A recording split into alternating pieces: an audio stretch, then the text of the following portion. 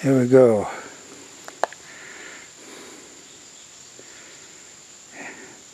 Here we go. August 1st, 11 o'clock. 2020. Well, we're going to put our first fruit plot in late season fall, winter plot. And this year we're going with this new product, Destination, and it has quite a few characteristics to it. It has winter peas in it, radishes, oats, kale, and a clover. So it has quite a bit of attraction to it. And the reason I'm going with this, because the area that I'm going to put this in, I put brassicas in it for quite a few years. And you've got to change that up. You can't just keep putting your winter greens or your beets and greens over and over and over repetitively year after year, because you're going to start to get diminished yields on it. So this Destination, this new product that come out in 2020, should cure that. Now this bag will do 1/4 of an acre, which is, I don't know what this was, 9 pounds. 9 pounds, that's 1/4 acre. So I got right at 36,000 square feet. Basically, that's 43,500 and some in an acre. So I elected to have 4 bags of this. Now we got some rain coming in the forecast, possibly tomorrow, and cooler weather, and then a little bit rain coming on in later in the week, like maybe Wednesday or Thursday. So it's really important to get it in, and we've stale disted that field twice. And when we go up there, what I'm going to do is I'm going to fertilize it first. I'm going to put the disc on and disc it, the fertilizer in, and then probably put the pulverizer on it and make the field real uniform and somewhat compact, but not heavily compacted. And then we'll broadcast 4 bags of this on. And so you're going to have your, they suggest if you didn't do a soil test, it would take about 100 pounds of, they say triple 17, but I go with triple 13, and I've already fertilized that field this spring. So I did it to the soil sample spec, so it didn't get any usage out of that. So let's get this stuff on, because boy, it's going to be a long day. Alright, what I'd like to show you, you can see for the most part this field has been disted twice and got very little weed growth on it. We had 2 inches of rain last Sunday, and we've had a total of 4.5 this month. And you can see where some reemergence took place, or possibly the disc didn't take those out right there. But for the most part, but here's the thing, here's what you're looking at. That new regrowth right there. That's what we're trying to set back. This weed survived. Had been a water hemp. And look how deep long that root is. That's why it survived. But you can see the velvet leaf re-emerging there. So we're going to disc this. We're going to put the fertilizer on it, and we're going to disc it light this time. And that'll be the 3rd time. And hopefully that will get us ahead of the native weed bank. That's my theory. Well, it's not my theory. It's a horticulturist, agriculture gurus, whatever, that you can do that without using herbicides. So I got to get the fertilizer going here. And the real fertilizer, not the BS. Yeah, we're about 200 yards in the distance is how long that is. That'd be 600 feet. And we're right at 20 yards across, that'd be 60. So you'd take 600 times 60 would be 36,000 square feet. So that's right at an acre by the time we would have that all compiled into that. Now we'll go right down the middle with the fertilizer. Remember, there's only, because that'll definitely, the spread pattern will definitely cover that area. So bring on the fertilizer.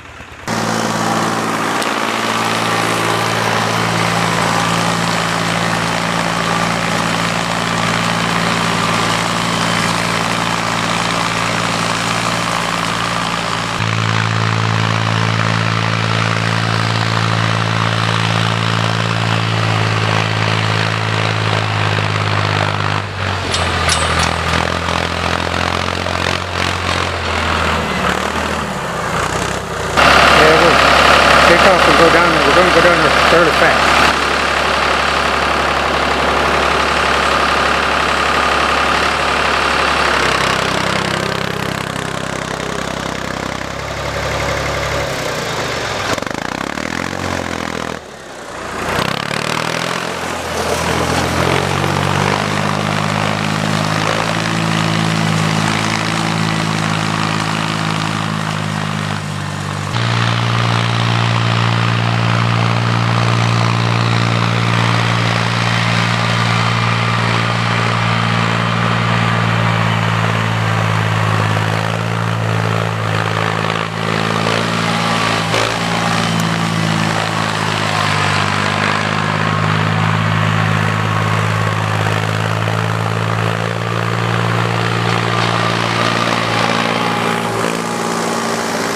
Well, here we are back in that area where we're going to pick out some of the corn.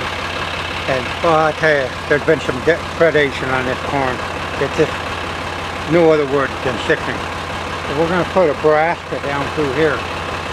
Beets and greens, maybe some winter greens down through here. So I'll get the plant. And I'm not going to run the camera. You can see we're going to fertilize it. And because I don't know how much battery I got. But anyhow, we'll run down here, put the fertilizer on, and try to get this thing cleaned up. Well, I guess if it's going to go dead, it's going to go dead.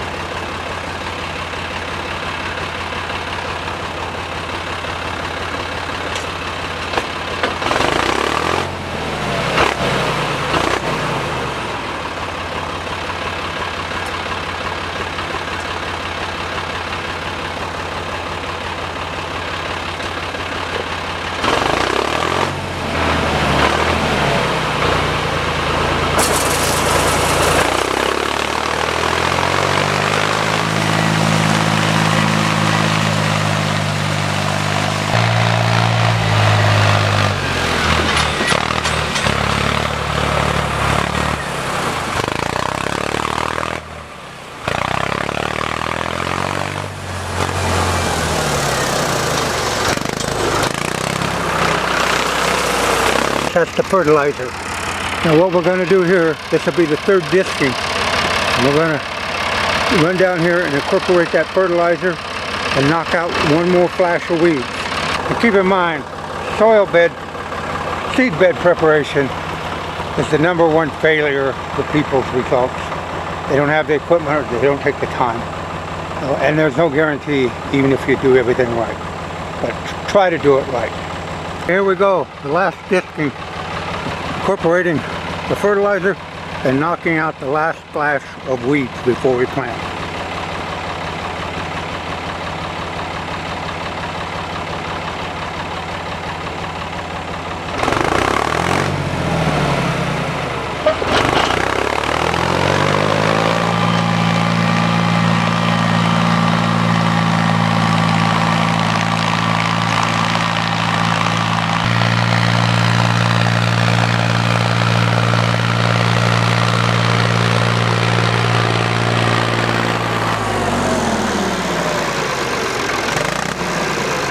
I'll show you what we did here.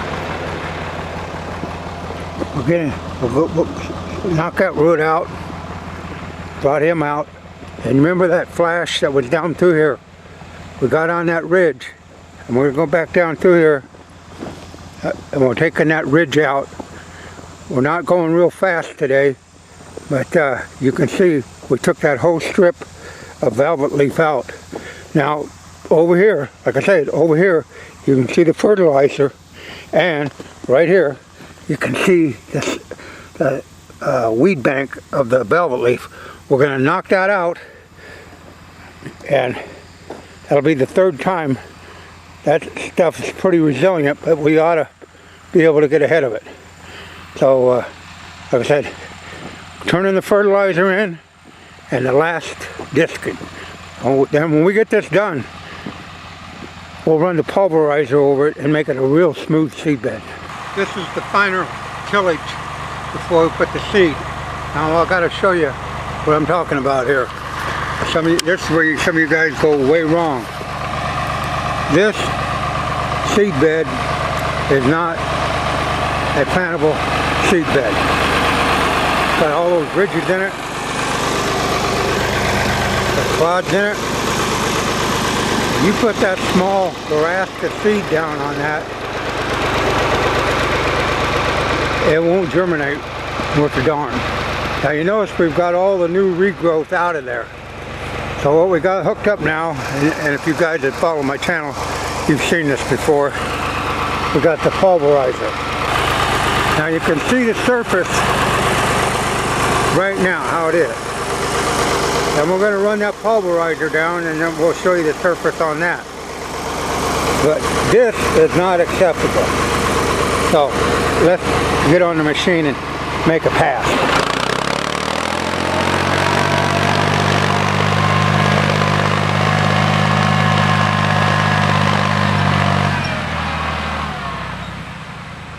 Now you can definitely see the contrast where the pulverizers went over and where it hasn't. This is what you want. A nice uniform seed bed. You could, if you got a harrow, you could drag a harrow over it, but you can't plant on this. Now, you could plant corn on that because you're planting it in the ground. But when you're planting a small Nebraska seed that is just completely, I mean, it's unbelievably small. It's not as big as some of those fertilizers. So, that have a hard time. You have to do one more after the disking, and that's level the disc pattern out. And you know, there's a harrow, I got a drag harrow that would do the same, but I like the pulverizer because I can pick it up, because I can't pick the harrow up in the tight spots. Like here, I can back up in there. I can just pick up the pulverizer, back right up to the corn and pull away. If I had my harrow, I couldn't do that. Well, I'll tell you what, everywhere I looked, like I said, I know this is coon, but there's not a deer track out here. Well, I guess I shouldn't say that. As I said that, there are a couple, but I don't think that's what been doing the devastation on that corn. Well, let's get the final tillage on there done before we seed. Okay, here's what your food plot ought to look like. When you get that done, you see the uniform soil. My boot will go down, leaves a mark. It don't sink. It's soft under there. That's about as deep as you want it. That's solid ground to where it's firmed up. Weed free. You don't want a bunch of trashy, junky garbage trying to put that small seed on. That's just pure laziness. That's the word for that. You got to think ahead. Now this food plot was thought of on May 1st when we were planting the corn. So that's how far you got to think ahead. And you can see my tracks as I walked across there. They just leave an impression. And from the looks of that sky, we're going to get that timely rain. Yeah, I almost forgot. On the sack it says to shake that stuff up. And you can see, so you can get your clovers and everything mixed in there. You can mix it up. Well, next time I'll shake the bag up. But you definitely want to mix it up. You can see the peas, the oats and everything. And so you just want to make sure that it's blended in there because I just dumped it in there, and when I dumped it in there, it didn't come out. It come out in clumps. And this way, and like I say on the instructions, right there, shake bag to mix seed before opening and pour into cedar, and pouring into cedar. That's the top one, planting recommendations. So I failed on that one, but I caught myself before. As soon as I seen it, I remember reading that. The nice thing about these earthway bag seeders is if you have a drill, and I've proven that in my occupation, there's spots or drills you can't get into. For this, you can get anywhere you want. So let's get some seed cranking on.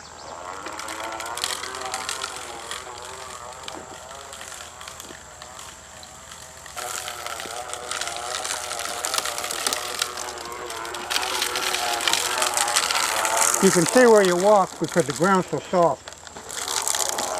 Yeah, with those oats in there, you can see your broadcast pattern, and so it's pretty easy to see where you've been. Oh, the sky's getting more overcast. Now we're back in, I guess I could call it the hole in the wall.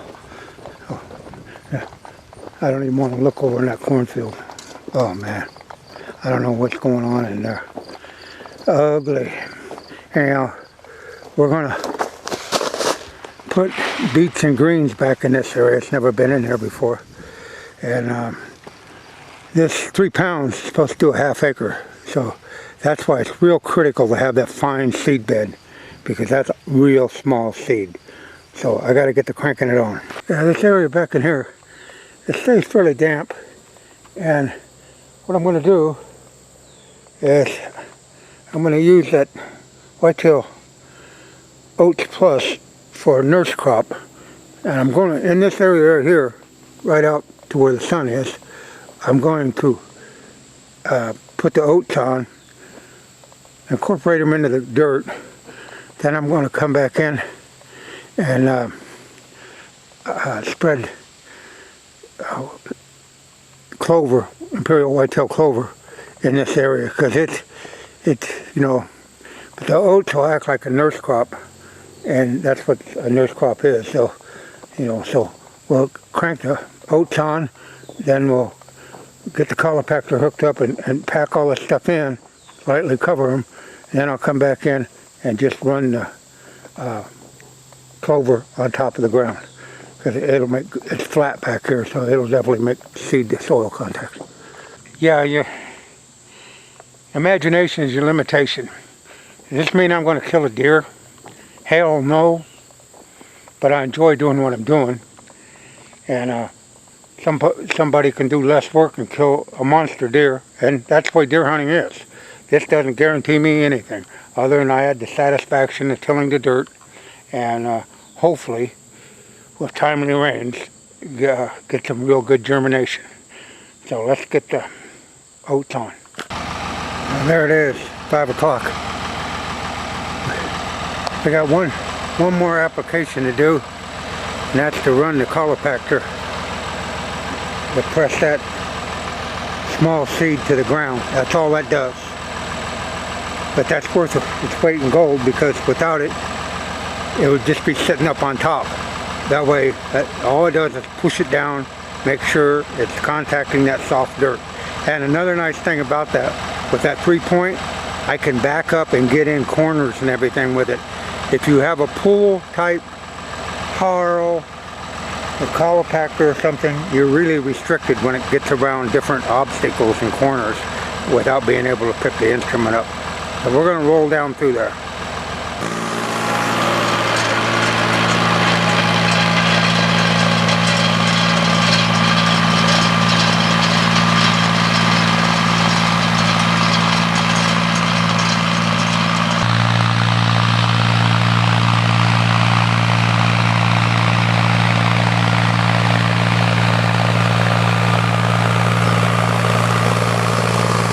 I wanted to videotape this corner to show you what I meant by being able to pick up the tillage implement and if you were dragging that, you couldn't do what I'm going to do because you can't pick it up. Then you couldn't get, I can get 90-degree angles with that.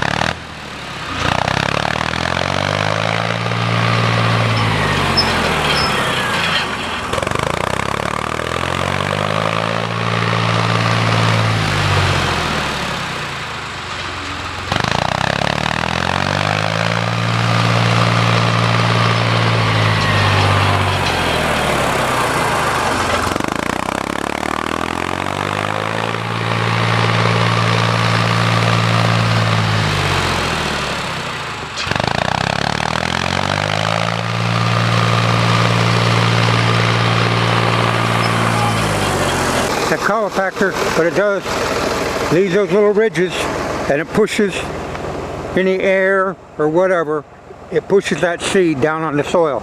And you could see how you could back up in that 90, what I would call a 90. If you had a harrow on, you couldn't get in that corner. So if you set something up, set it up with 3-point. Because if you can't pick it up, you're going to really have a hard time sometimes, or you're not going to be able to do what you want to do. Well, that's it. Got one more food plot to plant, and it ain't going to happen today. If it doesn't rain tonight, I'll do it tomorrow. If it rains tonight, yay. If it didn't, well, it's always tomorrow, because it just ain't going to be enough time in the day. So, seed bed preparation. Do not take shortcuts on that, folks. Because if you do, it's hard enough to get something to grow, let alone grow it in conditions that's not conducive. Well, that's it from the non-typical. Here we are, the 3rd of August.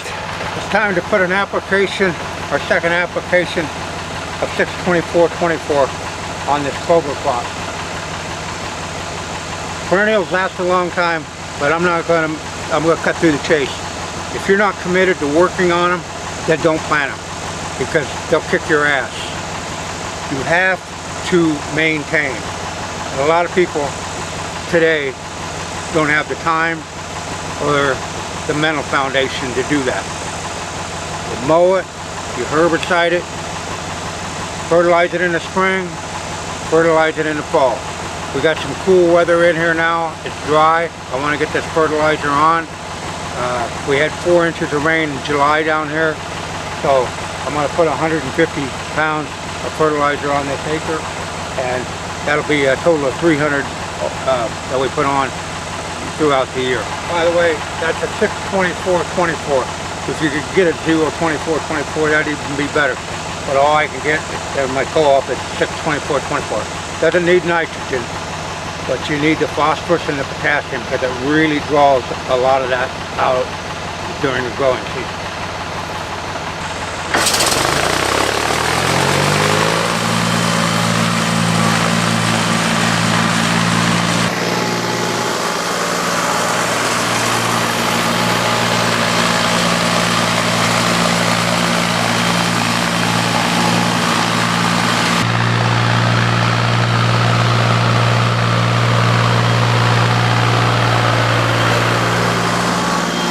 You notice it don't take long with that spreader. Goes pretty fast. We got a good stand of clover right now, basically weed free. That's right at boot top. I may come in here. It's supposed to be cooled off. I'll mow the tops off. But give it a day. Maybe I'll let it rain on that, get that in, and then come in and mow the top off.